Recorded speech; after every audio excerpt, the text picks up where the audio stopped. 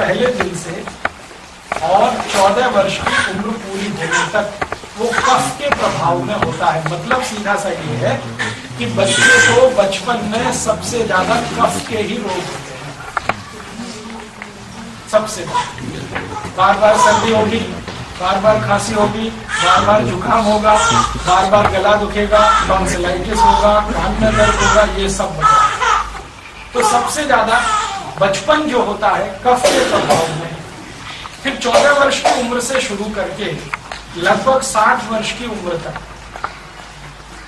आज के जमाने में ये 60 वर्ष कम हो गया, 40 तक ही हो गया। पुराने जमाने में ये 60 तक होता था। 14 वर्ष की उम्र से 40 वर्ष की उम्र तक जो व्यक्ति है, स्त्री हो या पुरुष, वो पित्त के प्रभाव में होता है। मानी 14 साल से लेकर 40 साल तक जितने भी रोग होंगे 99% वो पित्त के। ये 40 साल मैंने किया, आयुर्वेद तो 60 साल की बात करता है। ये 40 साल मैंने इसलिए किया है कि मेरे पास सैकड़ों पेशेंट हैं जो बात के हैं 40वीं उम्र से। 40 की उम्र में ही उनको घुटने के दर्द, कमर के दर्द, कंधे के दर्द सब शुरू। मॉडर्न एज है, आधुनिक जमाना है, इसलिए इसमें बात सबसे बिगड़ा हुआ है। तो 40 की उम्र से हम शुरू करें और जीवन के आखिरी दिन तक सबसे ज्यादा बात का असर होगा। माने 40 के बाद के जो रोग शुरू होंगे आपके जीवन में, उम्र के आखिरी दिन तक, तो आपको सबसे ज्यादा तो बात के रोग होंगे 40 प्लस, पित्त के होंगे 14 प्लस 14 प्लस, और कफ के होंगे 1 प्लस या 0 प्लस जो भी। इतनी मोटी बात के बाद अब हम पढ़ते हैं अष्टांग हृदय के सूत्र पर। यह भूमिका मुझे बनाना इसलिए जरूरी था कि मोटी जानकारी हमें रहे। अष्टांग हृदय में भागवत जी कहते हैं कि जिंदगी भर वात पित्त कफ को संतुलित रखना ही सबसे बड़ी कला है और कौशल है। सारी जिंदगी आपको एक ही काम करना है, प्रयास पूर्वक, कि हमारा वात, हमारा पित्त, हमारा कफ हमेशा सुरक्षित रहे, नियमित रहे, संतुलित रहे। जितना चाहिए उतना वात रहे, जितना चाहिए उतना पित्त रहे, जितना चाहिए उतना। तो जितना चाहिए उतना वात पित्त कफ हमारा रहे, तो इसके लिए क्या करना है, वो 7000 सूत्र है। उसमें से पहला सूत्र बहुत छोटा सा सूत्र है, आप लिख लीजिए, फिर मैं आपको समझाऊंगा कि ये सूत्र का मतलब क्या है और इसका असर कितना होगा। वात पित्त कफ को जीवन भर संतुलित रखना है, तो उसका पहला सूत्र है, कभी भी खाना खाने के तुरंत बाद पानी नहीं पीना। पहला सूत्र है, कभी भी खाना खाने के तुरंत बाद पानी नहीं पीना। इतना सही सूत्र। कभी भी जीवन में खाना खाने के बाद तुरंत पानी नहीं पीना। लिख लिया आपने? चलिए अब इसको समझते हैं। क्या कहा ये भागवत जी ने? खाने के बाद पानी नहीं, तुरंत पानी नहीं। अब आप इसको उल्टा करके देखिए कि हम तो रोज यही करते हैं। मैंने 100 में से 99 लोगों को देखा है कि वो पानी लिए बिना खाना नहीं खाते। पानी पहले होता है कि उन्हें बाद में होता है। बहुत सारे लोग तो खाने से ज्यादा पानी पीते हैं। 2-4 रोटी के टुकड़े खाए, फिर पानी फिर खाए। ऐसी स्थिति, ऐसी अवस्था में भागवत जी बिल्कुल ऐसी बात कह रहे हैं कि पानी ही नहीं पीना खाने के तुरंत। कारण क्या है, बात क्या है, क्यों नहीं पीना है, ये जानना बहुत जरूरी है। हम पानी क्यों न पिए खाने के बाद, क्या कारण है? बात ऐसी है कि हमारा जो शरीर है, ये शरीर का पूरा केंद्र है हमारा पेट। ये पूरा शरीर चलता है पेट की ताकत से, और पेट चलता है भोजन की ताकत से। जो कुछ भी हम खाते हैं वही हमारे पेट की ताकत। हमने दाल खाई, हमने सब्जी खाई, हमने रोटी खाई, हमने अचार खाया, दही खाया, लस्सी पिया, कुछ भी, दूध, दही, छाछ, लस्सी, फल आदि, ये सब कुछ भोजन के रूप में हमने ग्रहण किया। ये पेट को ऊर्जा देता है और पेट उस ऊर्जा को आगे के लिए ट्रांसफर करेगा। आप कुछ भी खाते हैं, सब कुछ पेट आपके लिए ऊर्जा का आधार बनता है। अब हम खाते हैं तो पेट में सब कुछ जाता है। पेट में एक छोटा सा स्थान होता है, जिसको हम हिंदी में कहते हैं आमाशय।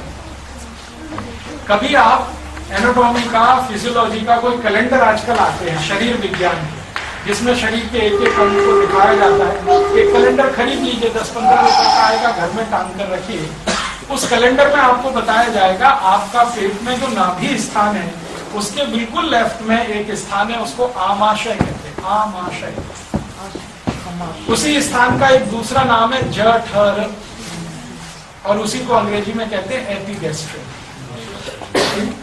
आमाशय, जठर, एपिगैस्ट्रियम, ये एक ही स्थान के 3 नाम, एक अंग्रेजी में है, एक संस्कृत में है, एक हिंदी में। पंजाबी में क्या कहते हैं मुझे नहीं पता। एपिगैस्ट्रियम, तो हमारे क्या कहते हैं, पित्ता पंजाबी में मेहंदा कहते हैं, ठीक है, जो भी आप कहते हैं। ये स्थान हमारे शरीर का सबसे महत्व का स्थान है, एपिगैस्ट्रियम या आमाशय या जठर, क्योंकि सारा खाना इसी में आता है। ये एक थैली की तरह से होता है, बहुत छोटा स्थान है, इसमें अधिक से अधिक 350 ग्राम खाना आ सकता है, उससे ज्यादा नहीं आ सकता बड़े लेते। तो हम कुछ भी खाते हैं, सब कुछ ये आमाशय में आ जाता है। अब आमाशय में क्या होता है, खाना जैसे ही पहुंचता है, ये भगवान की व्यवस्था है जो शरीर में है, तुरंत इसमें आग जल जाती, अग्नि। आमाशय में अग्नि होती है, उसी को कहते हैं जठर अग्नि, मिला के बोलते हैं जठर। ये जो जठर अग्नि है, ये आमाशय स्थान में प्रदीप्त होने वाली अग्नि है, आग है। ये आग ऐसी ही होती है जैसे रसोई गैस की आग। आपकी रसोई गैस है ना, एलपीजी सिलेंडर से जो कनेक्टेड है स्टोव, आपने स्विच ऑन किया, आग जल गई, ऐसे ही पेट में जैसे ही आपने खाना खाया तुरंत आग जल गई, ये ऑटोमेटिक है। रोटी का पहला टुकड़ा आपने मुंह में डाला, इधर आग जली, जठर अग्नि। ये अग्नि तब तक जलती है जब तक खाना पचता है, डाइजेस्ट। आप खाना खा रहे हैं, अग्नि जल गई, अब अग्नि खाने को पचाती है, डाइजेस्ट कराती है।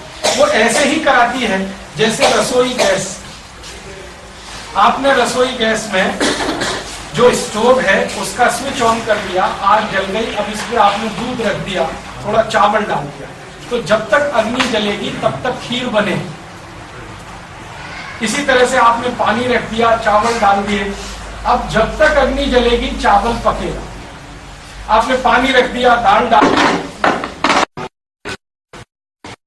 घटाघट पानी पी लिया और खूब ठंडा पानी पी लिया, और कई लोग तो बोतल पे बोतल उतार दिया। अब होने वाला एक ही काम है, जो आग जल रही थी वो बुझ गई। आग अगर बुझ गई तो खाने के पचने की जो क्रिया है वो रुक गई। अब हमारे पेट में 2 ही क्रियाएं होती है खाने के पचने में। एक क्रिया है जिसको हम कहते हैं डाइजेशन, दूसरी है फर्मेंटेशन। फर्मेंटेशन का मतलब है सड़ना, और डाइजेशन का माने है पचना। अगर आग जलेगी तो खाना पचेगा, खाना पचेगा तो उसका रस बनेगा। आयुर्वेद के हिसाब से बोल रहा हूं, आपकी आग जलेगी, खाना पचेगा, खाना पचेगा तो रस बनेगा। जो रस बनेगा तो उसी रस में से मांस बनेगा, मांस जिसको आप फ्लैश कहते हैं। उसी रस में से मज्जा बनेगी, फिर उसी रस में से रक्त बनेगा, ब्लड, फिर उसी में से वीर्य बनेगा, फिर उसी में से हड्डियां बनेगी, बोन्स, फिर उसी में से मल बनेगा, एक्सक्रीटा, स्टूल, फिर उसी में से मूत्र भी बनेगा। तो मांस, मज्जा, रक्त, वीर्य, मल, मूत्र, अस्थि और सबसे अंत में मेद बनेगा। ये तब होगा जब खाना पचेगा तब। और आप जरा ध्यान से सुने इन शब्दों को, मांस की जरूरत है हमको, मज्जा की भी जरूरत है, रक्त की भी जरूरत है, वीर्य की भी जरूरत है, अस्थि भी चाहिए, मेद भी चाहिए, ये सब हमें चाहिए। क्या नहीं चाहिए? मल नहीं चाहिए और मूत्र नहीं चाहिए। तो मल और मूत्र तो बनेगा जरूर, लेकिन वो हमें चाहिए नहीं, शरीर को चाहिए नहीं। तो शरीर हर दिन उसको छोड़ देगा, मल को भी छोड़ेगा, मूत्र को भी छोड़ेगा। बाकी जो चाहिए शरीर उसको धारण करेगा। खाना जब हजम होगा, पचेगा, तो रस बनेगा, रस में से मांस, मज्जा, रक्त, वीर्य, मल, मूत्र, अस्थि, मेद बनेगा। मल मूत्र की जरूरत नहीं है, शरीर उसको छोड़ देगा। बाकी सब चीजों की जरूरत है, शरीर उसको धारण कर लेगा। ये एक है। दूसरी तरफ क्या होगा, आग नहीं जलेगी, आपने गटागट पानी पी लिया तो वही खाना सड़ेगा और सड़ने के बाद उसमें से जहर बनेंगे। तो सबसे पहला जहर जो बनता है खाना सड़ने के बाद, उसका नाम है यूरिक एसिड। कई बार आप डॉक्टर के पास जाते हैं ना, आप कहते हैं मुझे ये तकलीफ, मुझे वो तकलीफ, तो डॉक्टर तुरंत डायग्नोसिस करके कहता है आपको यूरिक एसिड बन रहा है। तो वो आपको कहता है ये दवा खाओ, ये दवा खाओ, ये दवा खाओ, ऐसे खाओ, वैसे खाओ, यूरिक एसिड कम करो।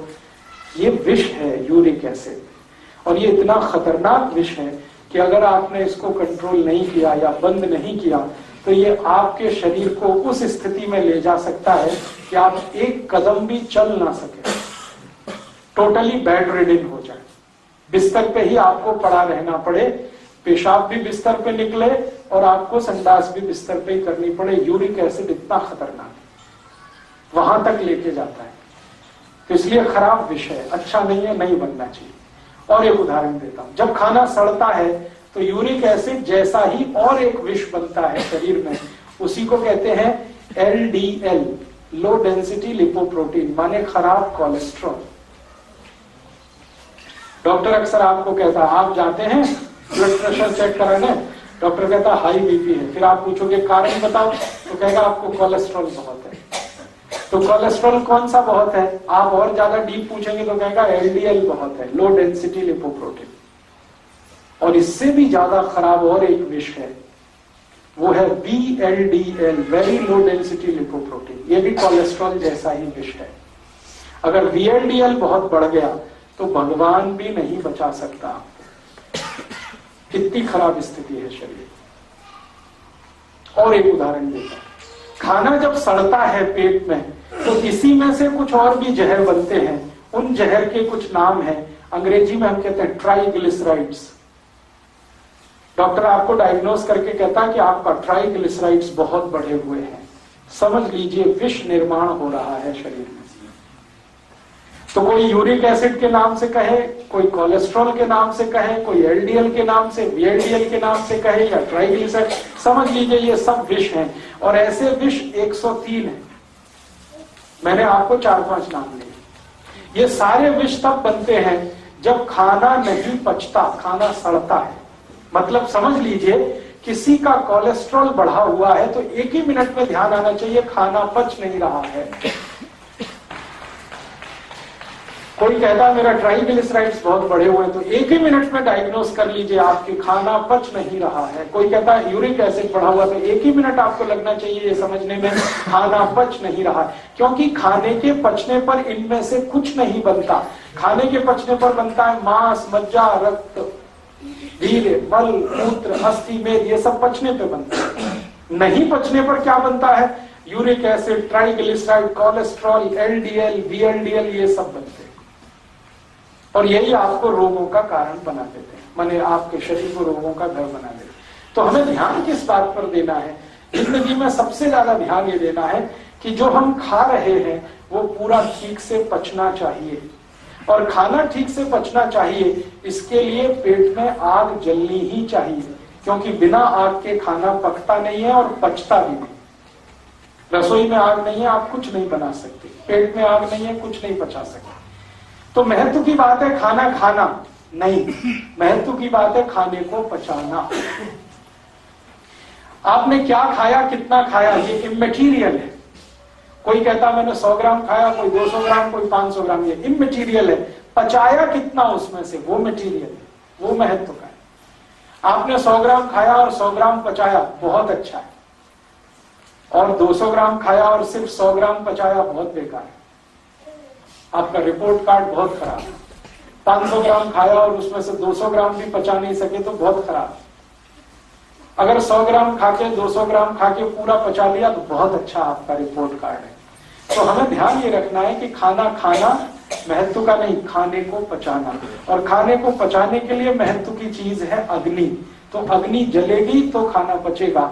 इसका मतलब खाना खाते ही पानी नहीं पिएंगे, तभी अग्नि जलेगी, तभी खाना पचेगा, तभी उसमें से मांस मज्जा रक्त वीर्य मलमूत्र बनेगा। तो ये सूत्र दिया गया, खाना खाते ही तुरंत पानी नहीं पीना। कितनी देर तक? हाँ, बहुत अच्छा सवाल।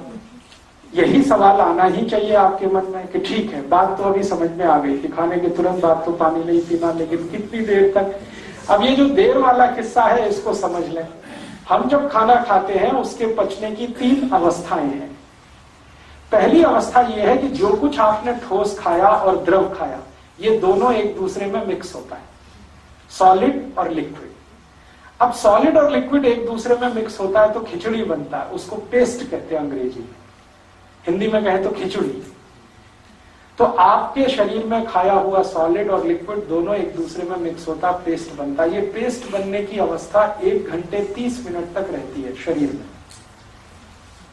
और 1 घंटे 30 मिनट तक ही अग्नि भी जलती है पेट में। अग्नि का सबसे बड़ा काम है खिचड़ी बनाना, सॉलिड और लिक्विड को मिला के उसको पेस्ट में बदल देना, ये अग्नि का मुख्य काम है। 1 घंटे 30 मिनट के बाद अग्नि अपने आप कम हो जाती है, बुझ तो नहीं जाती है लेकिन कम हो जाती है। उसके बाद क्या होता है, उसके बाद आपके खाने का रस बनना शुरू होता है।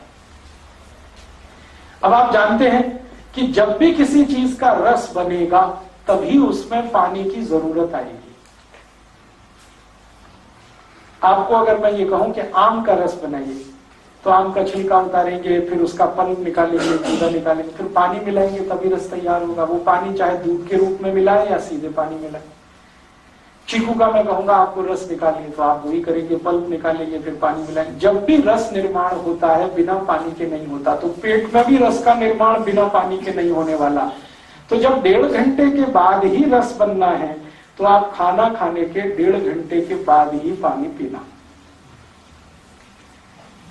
कुछ लोग ऐसे हैं दुनिया में जिनको खाना खाने के 1 घंटे के बाद ही रस बनने लगता है, कुछ ही लोग हैं, बाकी सबको नहीं बनता। जो लोगों को 1 घंटे में बनने लगता है वो लोग हैं जो बहुत मेहनत करते हैं, खेत में हल चलाते हैं, फावड़ा चलाते हैं, पत्थर तोड़ते हैं, सड़क पर रिक्शा खींच के ले जाते हैं, हाथ गाड़ी लेके जाते हैं। जो बहुत मेहनती लोग हैं उनको पेट में खाना खाने के 1 घंटे में ही रस बनने लगता है। तो वो लोग जो ज्यादा मेहनत करते हैं वो खाने के 1 घंटे बाद ही पानी पी सकते हैं। लेकिन जो आपके जैसे मेरे जैसे लोग हैं, कम मेहनती हैं, हमको 1.5 घंटे बाद ही पानी पीना अच्छा है। तो क्लियर हो गया, खाने के तुरंत बाद पानी नहीं पीना है, 1.5 घंटे के बाद पानी पीना। और 1.5 घंटे के बाद कितना पानी पीना है, जितनी इच्छा करे उतना, 1 गिलास, 2 गिलास, 3 गिलास, 5 गिलास, आपकी जितनी कैपेसिटी है पीने की, जितनी प्यास लगी है उतना आप पी सकते हैं। बहुत अच्छा। अब ये तीसरा सवाल आ गया। तीसरा सवाल ये आ गया कि खाने के पहले पी सकते हैं क्या? खाने के बाद का तो समझ में आ गया 1.5 घंटे में। खाने के पहले वाली बात समझनी है। खाने के पहले हम पानी पी सकते हैं, जितना चाहे उतना पी सकते हैं, लेकिन समय का उसमें ध्यान रखना है। खाना खाने से 48 मिनट पहले, 48 मिनट्स, 48 मिनट पहले। आप बोलेंगे ये 48 मिनट का क्या कैलकुलेशन है, 1 घंटा क्यों नहीं कहा मैंने, 48 मिनट क्यों कहा, 50 मिनट भी कह सकता था।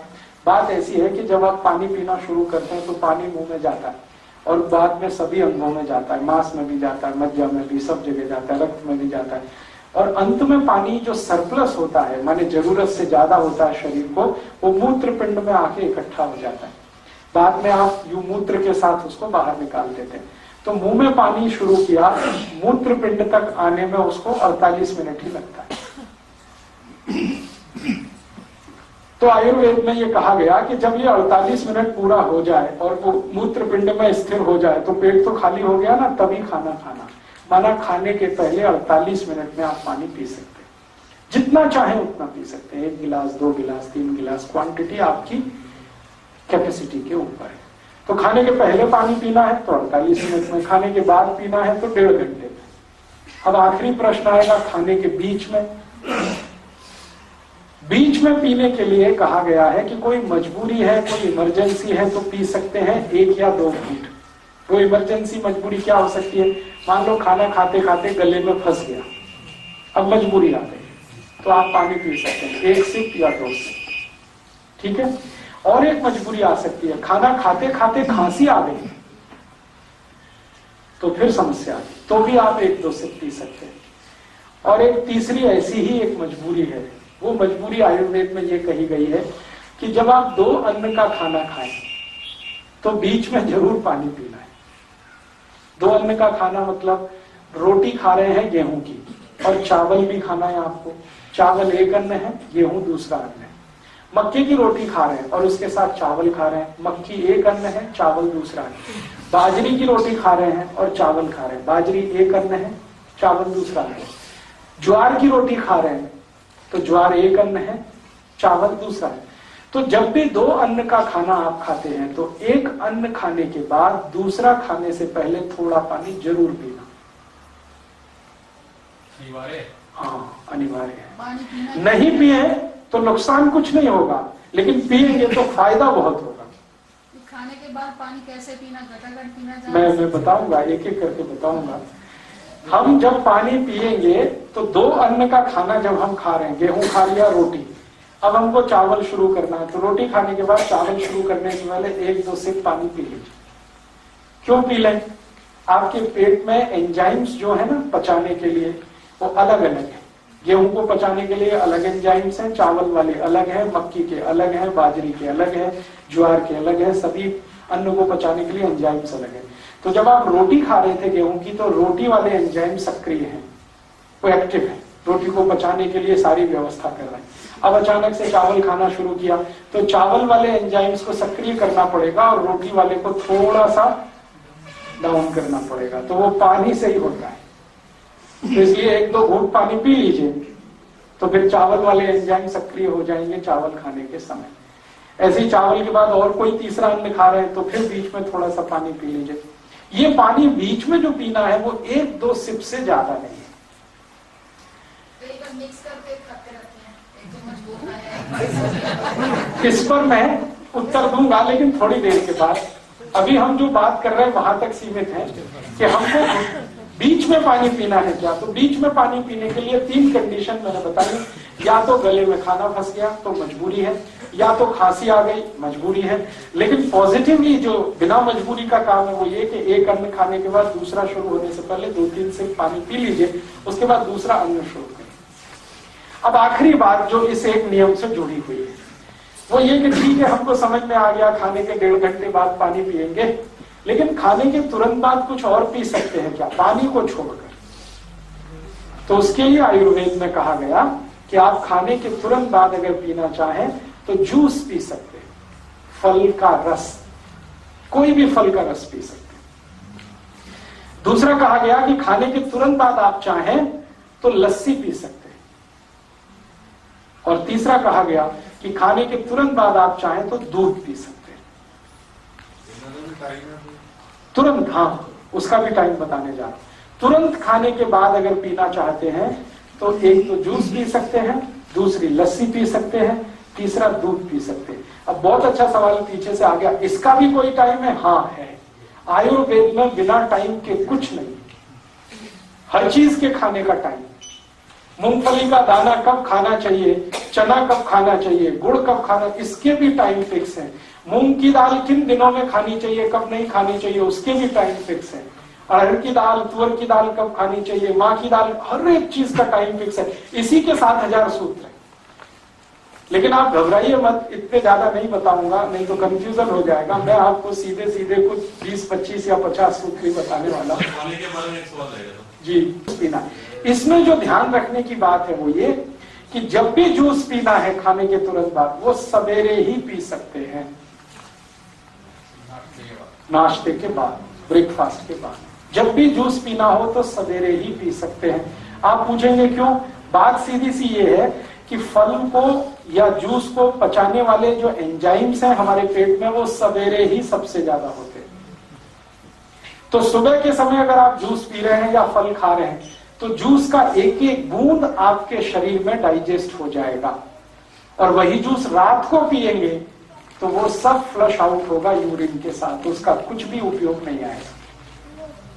तो सुबह सुबह जूस पीना सबसे अच्छा, हर एक बूंद उसकी पचे हमारे शरीर को। दोपहर के समय लस्सी पीना ही सबसे अच्छा, क्योंकि दोपहर के समय हमारे पेट में जो एंजाइम्स होते हैं वो दही को और लस्सी को डाइजेस्ट कराने वाले हैं दोपहर को। तो दही या दही की कोई भी चीज खाना दोपहर को ही सबसे अच्छा। सुबह खाए तो नुकसान तो नहीं? नुकसान थोड़ा हो सकता है। कब होगा? जब आपकी उम्र 40-45 क्रॉस कर जाएगी। 40-45 तक तो क्या मैंने बताया, पित्त का प्रभाव है। पित्त का प्रभाव ऐसा प्रभाव होता है जो दूसरे सबको कंट्रोल कर लेता है। सर ऐसे सुबह यहाँ गांव में तो 2-2 गिलास लस्सी पीते हैं। हाँ, तो उस पर भी मैं आऊंगा थोड़ी देर में।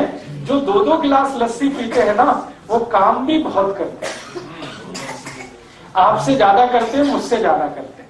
उनको अभी बोलो कि 5 एकड़ का खेत जोतना है तो वो चले जाएंगे, मेरी तो हिम्मत नहीं, आधे एकड़ में ही बैठ जाऊंगा।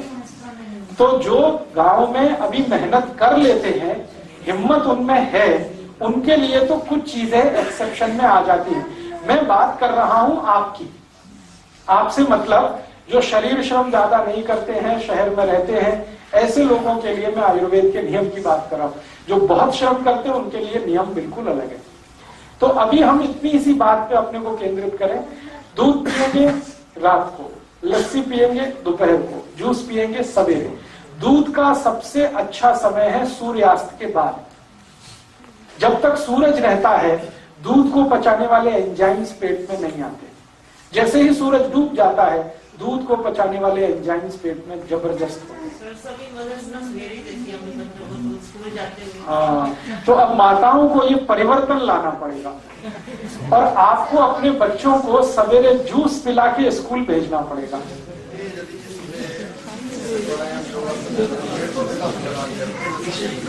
हाँ, 1 मिनट अशोक भाई का सवाल है। मैं 1 मिनट आपका सवाल है, बहुत जेन्युइन है। हम पटियाला में हो या जलंधर में, लुधियाना में हो या दिल्ली में, ज्यादातर घरों में मैंने भी देखा है माताएं अपने बच्चों को स्कूल भेजती है तो दूध पिला के भेजती है। ये जितनी माताएं अपने बच्चों को स्कूल भेज रही हैं दूध पिलाकर, इन सबसे मेरी प्रार्थना है कि उनको जूस पिलाकर भेजें। बच्चे ठीक ही कहते हैं, तो नहीं पीना चाहिए। हाँ, इसलिए नहीं कि उनके शरीर में इच्छा नहीं होगी, क्योंकि एंजाइम्स नहीं है, आप जबरदस्ती पिलाते हैं। सुबह के समय किसी भी बच्चे की दूध पीने की इच्छा नहीं होती, आप मार के पीट के जबरदस्ती अपना फोर्स दिखाकर उसको पिला देते हैं। इच्छा क्यों नहीं होती? क्योंकि पेट में एंजाइम्स ही नहीं है उसको पचाने वाले, इसलिए इच्छा भी नहीं होती। तो वो सही है, इच्छा नहीं होती उसकी, तो आप उसकी इच्छा का सम्मान करिए। बस उसको सवेरे जूस पिलाना शुरू कर दीजिए। जूस नहीं पी सकता है तो फल खिलाना शुरू कर दीजिए। सवेरे का समय फल और जूस के लिए आप फिक्स कर दीजिए। दोपहर को जब वो स्कूल से लौटते हैं तो दही का समय फिक्स कर दीजिए। आप दही खिलाइए, लस्सी खिलाइए, मट्ठा पिलाइए, जो पीना। और शाम का समय फिक्स कर दीजिए दूध का। पानी कैसे पीना? हाँ, मैं बता रहा हूँ। सेकंड सूत्र उसी पे है। एक सूत्र पूरा हुआ है, उसको मैं रिपीट कर रहा हूँ, आपको याद हो जाए इसलिए कि खाने के तुरंत बाद पानी पीना नहीं है, 1.5 घंटे बाद पीना है। खाने के पहले पीना है तो 48 मिनट पर पीना है। खाने के बीच में पीना है तो तब पीना है जब 2 अन्न का खाना खाए या कोई मजबूरी आ जाए, खांसी आ गया या गले में खाना फंस गया। और खाने के तुरंत बाद दूसरी कोई चीज पीनी है पानी को छोड़कर, तो लस्सी पीनी है, दूध पीना है और जूस पीना है।